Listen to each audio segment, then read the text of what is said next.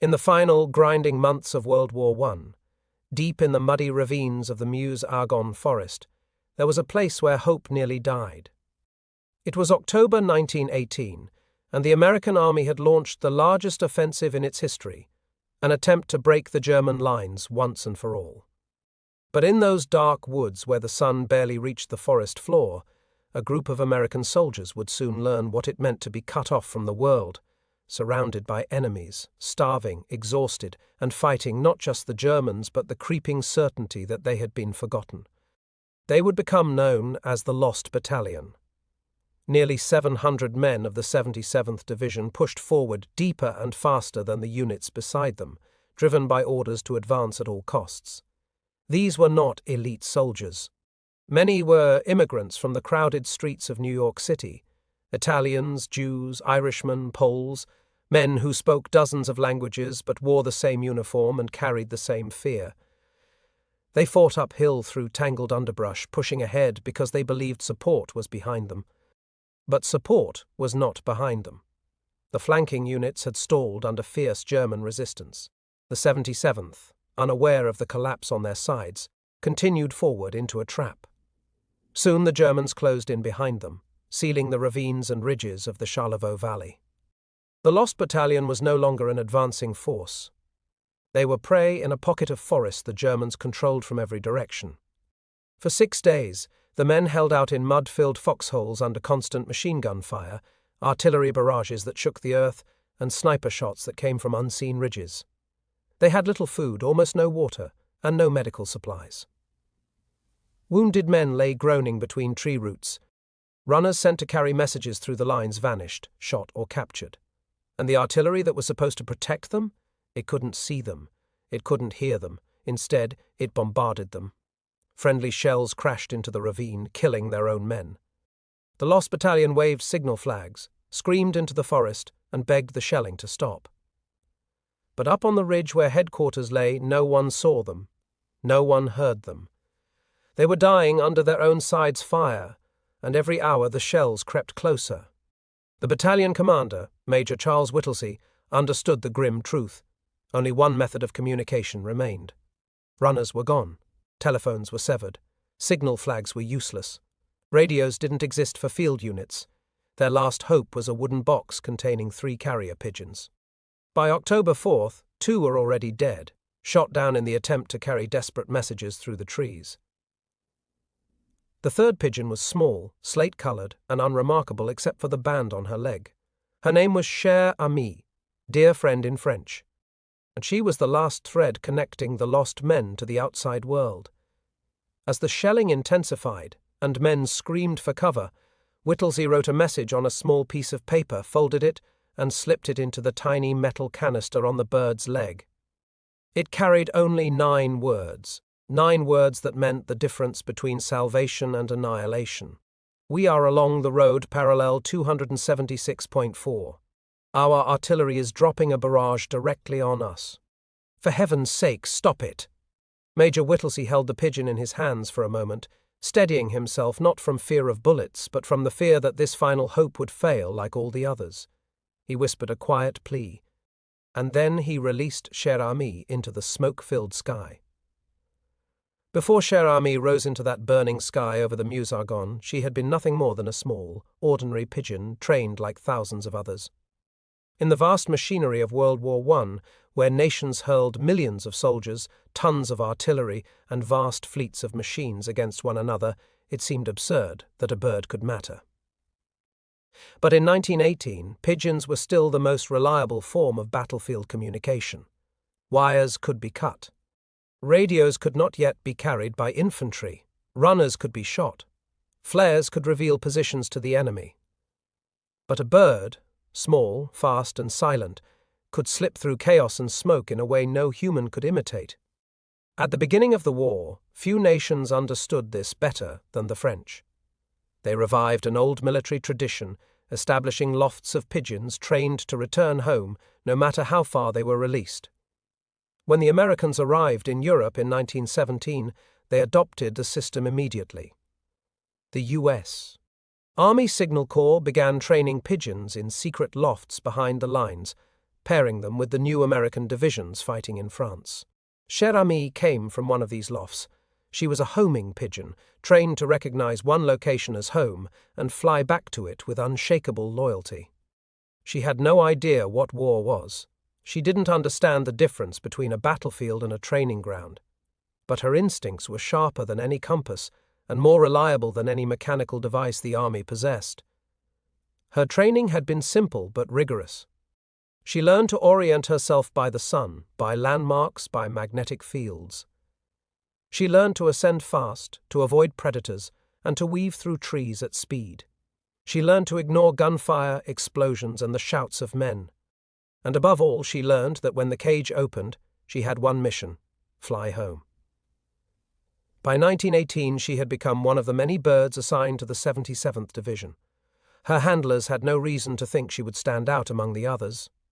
Most pigeons survived only a few missions. Many were shot down by enemy troops who understood too well that a single bird could carry a message capable of changing the course of a battle. The Germans even trained sharpshooters to watch the skies. But Cher Ami was small and fast, with a flight pattern that soldiers later described as almost erratic, zigzagging through the air in a way that made her difficult to hit. To the men of the Lost Battalion, she was simply the last pigeon, their final link to anyone who might come to their rescue. When Major Whittlesey released her, she rose through smoke thick enough to choke the sky. Machine gun bullets cracked past her. German marksmen, seeing the flutter of wings, aimed upward. Shell bursts buffeted the air. Shrapnel hissed through the branches. She flew straight into a storm of steel and fire, trusting only her instincts and the invisible pull of a home she couldn't see. Below her, the Lost Battalion waited, hungry, thirsty, wounded, and terrified, to see whether hope could still fly. Cher Ami disappeared into the treetops. Nobody knew if she would ever be seen again. When Cher Ami lifted above the ravines of the Charlevoix Valley, the world she entered was not a sky. It was a battlefield suspended in the air. German gunners were waiting. They knew the Americans depended on pigeons, and every flutter of wings above the treetops could mean a message that might turn the tide. They had already shot down the first two birds. Now they took aim at the third. Cher Ami flew low at first, weaving between shattered branches and drifting smoke. She darted past splintered tree stumps and over cratered earth, climbing higher only when she reached the ridge. Below her, the Lost Battalion watched her silhouette shrink into the haze, each man silently willing her to survive. She did not get far before the Germans opened fire. Witnesses later said that the sky seemed to erupt around her. Machine guns rattled, rifles cracked, puffs of dirt and bark burst from the treetops where bullets struck. Cher Ami zigzagged wildly as she climbed, her wings beating furiously, each stroke carrying her farther from the pocket of death below. Then a shot found its mark. A pellet of steel tore through her breast. Another shattered her leg, leaving it hanging by a single tendon. Her right eye went dark instantly, blinded by the wound. She dropped nearly to the treetops, and for a moment it looked as though she might fall. But she didn't. Instead, with a burst of instinct born from generations of homing pigeons, she fought her way upward again. Half blind, bleeding, wings trembling, she forced herself higher into the sky. She no longer flew with smooth precision. She lurched, wobbling, dipping, then rising again in sudden frantic bursts. But she kept going. 8 miles separated Cher Ami from her loft at division headquarters. 8 miles of open sky where every German outpost was scanning for birds. 8 miles while bleeding, half conscious, carrying the message that could stop the shells falling on her own men. The flight took 25 minutes. 25 minutes during which the Lost Battalion endured more shelling, more casualties, more screams in the hollowed ravine where survival felt like a fading dream. But somewhere above them, a tiny grey figure pushed through the wind, refusing to fall. When the loft keeper at headquarters saw her finally stagger into view, she wasn't flying anymore. She was tumbling through the air in a broken spiral. She hit the ground hard, rolled in the dirt, and lay still. At first, the handlers thought she was dead. Then they saw her chest move. When they reached her, they found the message container still attached to the shattered stump of her leg. The blood-soaked note inside contained the desperate coordinates Major Whittlesey had written. The message was marked by dirt, feathers, and her own blood.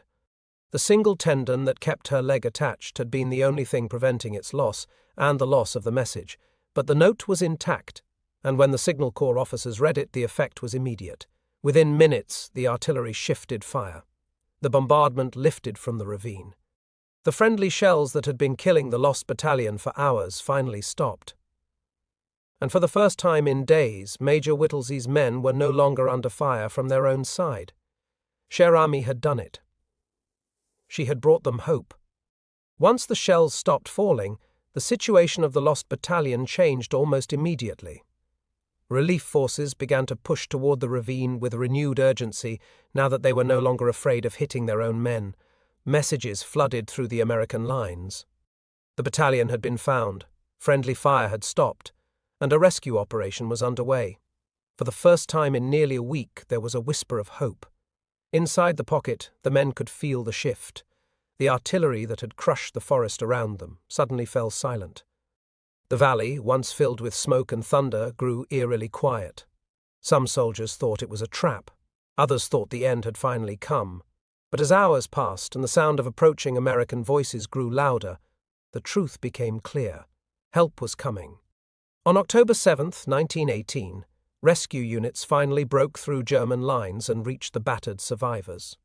Of the roughly 554 men who had entered the ravine, only a little more than 190 were still able to stand. The rest were dead, dying, or too wounded to move. When Major Whittlesey saw the rescuers, he didn't cheer. He simply nodded, exhausted, as if the weight of the past week had fused into his bones. But as the wounded were carried out, and as medics treated those still alive, officers spoke quietly about the moment the tide had turned.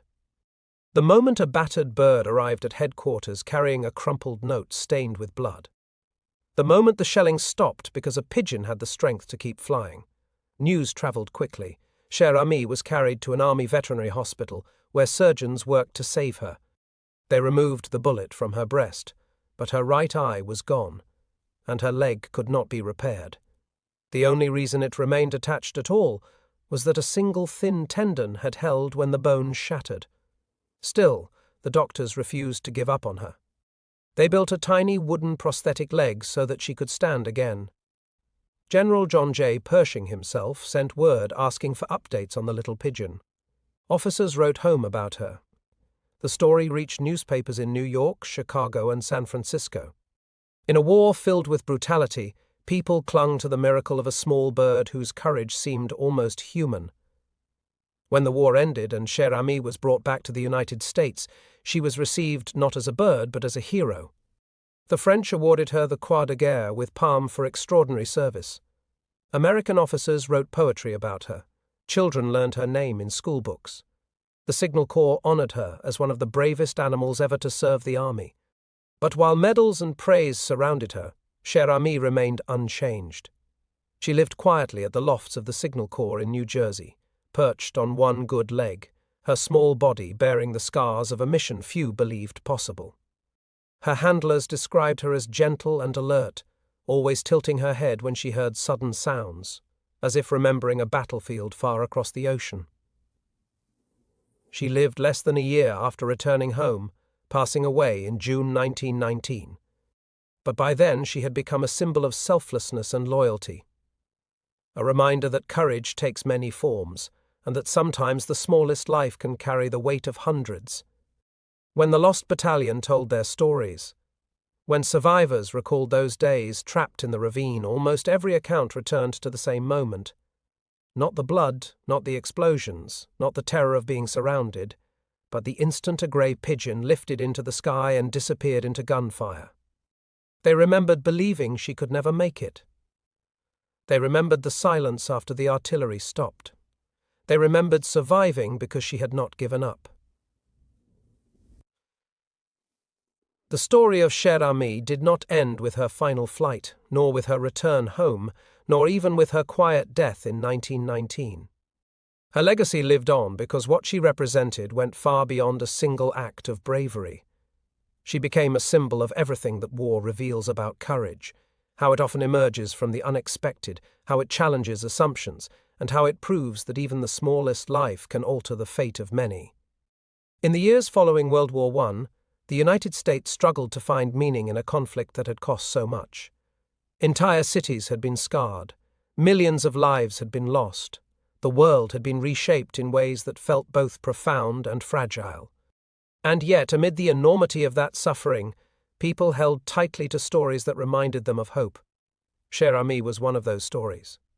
Her preserved body was placed on display at the Smithsonian Institution, where generations of Americans grew up staring into the glass case that held her small form. Her feathers remained intact, her wooden prosthetic leg was still carefully fitted. The damage to her breast was visible if you looked closely enough. Visitors rarely expected to be moved by a pigeon, yet many found themselves lingering longer than they anticipated. Parents lifted their children to see her. Veterans stood quietly in front of her display, remembering their own wartime messengers. Students listened as guides explained how a single bird saved nearly 200 men. And historians wrote about her as if she were more than an animal, as if she were an idea preserved in feathers and wire. Her story forced people to reconsider what heroism meant. It was easy to understand courage in soldiers, officers, and medics. But in a pigeon, it challenged every assumption about strength and worth. It reminded people that courage is not about size or status or recognition. Courage is action in the face of fear, commitment in the face of danger, and loyalty even when the cost is incomprehensible. The men of the Lost Battalion lived the rest of their lives with the knowledge that their survival had depended on that courage. Many never spoke of the horrors they had seen in the ravine, but when asked about Cher Ami, their expressions changed, their voices softened, they remembered the moment she flew. They remembered believing she wouldn't survive. They remembered the shock and relief when they learned she had made it through, broken but alive. To them, she was not a bird. She was their last hope, their final connection to the world beyond the trees, their lifeline when everything around them seemed determined to crush them. And even decades later, when their hair had greyed and their memories had grown dim, they spoke of her the way a man speaks of a brother in arms. With respect, with gratitude, with wonder. Today, historians still recount the story of Cher Ami not simply because it is remarkable, but because it reveals something deep and enduring about the human spirit. In the darkest corners of war where survival hangs by a thread, courage often comes from places no one expects.